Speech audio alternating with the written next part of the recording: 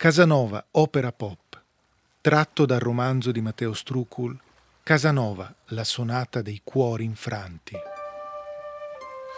Venezia, 1755. Giacomo Casanova è appena tornato da un lungo esilio, ma ancora non sa quale destino lo attende. Avventure, intrighi, seduzione e amore.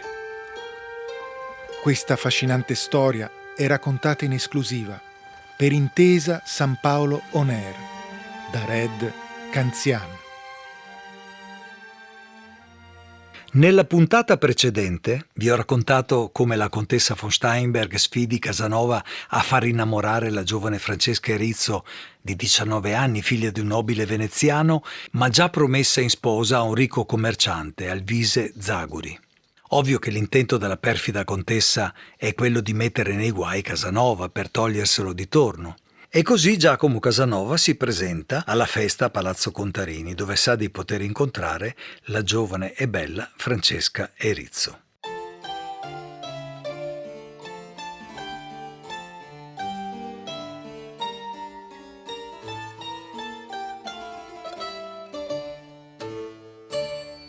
Quando Giacomo Casanova arriverà a Villa Contarini si troverà di fronte un'umanità impolverata dai movimenti lenti a rappresentare questa Venezia decadente. E l'unica nota di colore sarà appunto la bella giovane Francesca Erizzo.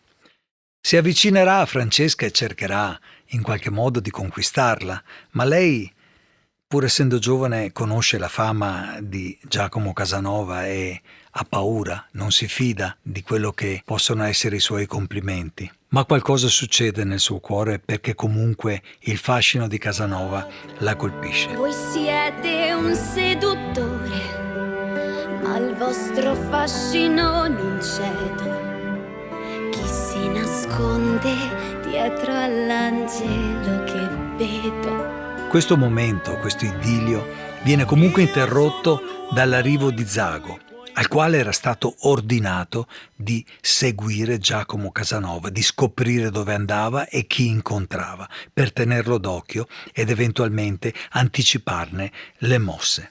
L'arrivo di Zago mette in allarme Casanova, che chiede a Francesca una via d'uscita per scappare, per andare via. Venite da questa parte, dice Francesca, e scappando insieme a Casanova colpiscono addirittura il fidanzato di lei, che cade per terra e si mette a urlare: Francesca, dove vai? Tu sei la mia donna. Chi è quell'uomo? Come vi permettete? E Francesca cerca di tranquillizzarlo: sì, stai tranquillo, non ti preoccupare, torno subito. Nel frattempo fa scappare Casanova in una situazione veramente di grande tensione, dove queste figure impolverate che erano alla festa anche loro vanno in agitazione ma non capiscono bene quello che sta succedendo, e Casanova riuscirà a scappare, ma soprattutto riuscirà a lasciare il suo segno nel cuore di Francesca.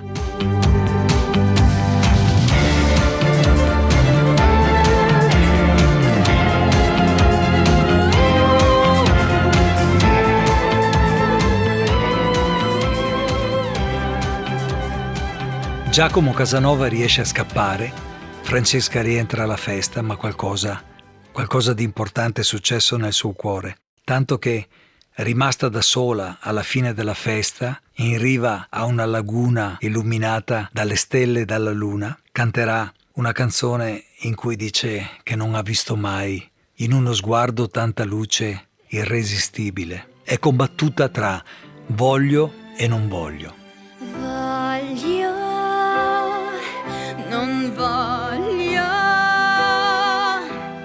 eri così bello che c'è una tempesta dentro me, ma temo la tua Qualcosa sta succedendo, e non solo nel cuore di Francesca, ma lo scopriremo nella prossima puntata, perché anche Giacomo Casanova, anche lui sta per innamorarsi.